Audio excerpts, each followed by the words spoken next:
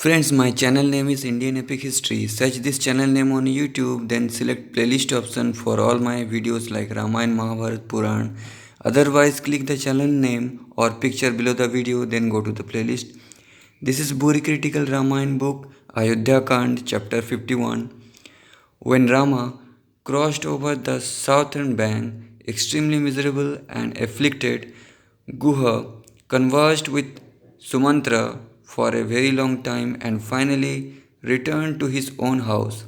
Having been permitted to leave, Sumantra yoked the supreme steeds and grieving severely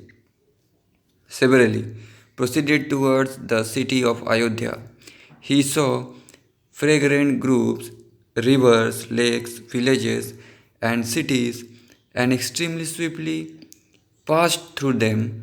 On the evening of the third day, the charioteer reached Ayodhya and saw that it was bereft of joy. Extremely distressed in his mind, he saw that it was silent as if it was deserted. Immersed in waves of sorrow, Sumantra thought, have the elephants, horses, people, kings, and the city been consumed in a fire of grief, tormented and miserable on account of Rama? Thinking in this way, the Sutta entered quickly. On seeing Sumantra arrive, hundreds and thousands of men rushed towards the Sutta and asked, where is Rama? He told them, I left him on the banks of the Ganga. The great soul Raghava, devoted to Dharma, then asked me to withdraw and return. Hearing that they had crossed, the faces of the people filled with tears. They cited and shrieked, shame, alas, Rama. Standing around in groups, he heard them say, we do not see Raghava here. It is certain that we will be destroyed. At the time of donation, sacrifices, weddings, and grand assemblies, we will never again see Rama, who is devoted to Dharma. Knowing what the people were capable of and what would bring them benefit and happiness, Rama protected the city like a father. As he drove along the roads between the shops through the windows, he heard the lamentations of women extremely tormented and miserable on account of Rama. As he passed through the royal road, Sumantra covered his face.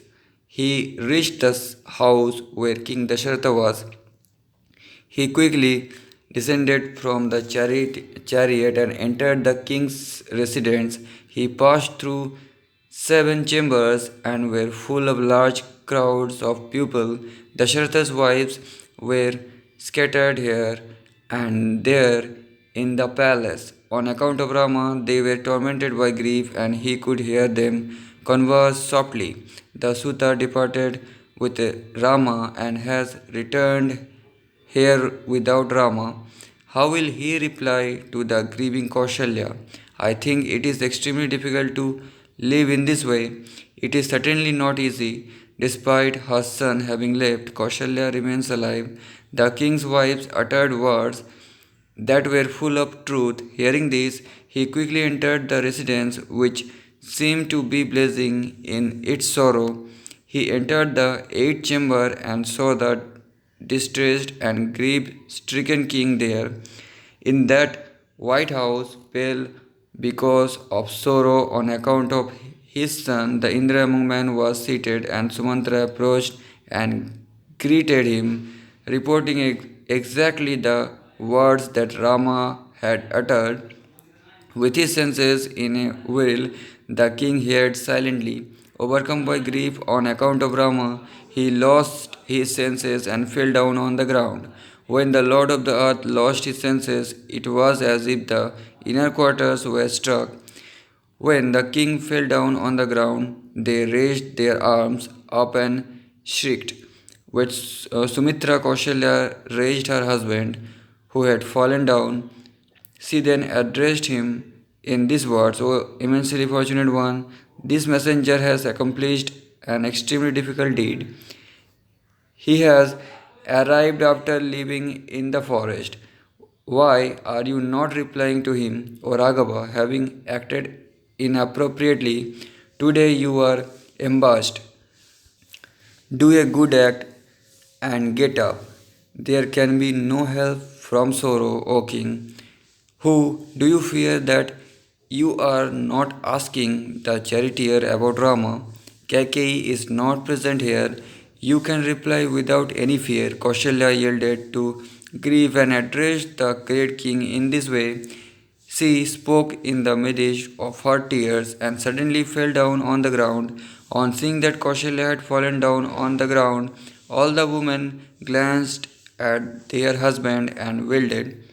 They wept loudly, an uproar arose from inside the inner quarters. All the women in every direction cried, and so did the aged and young men.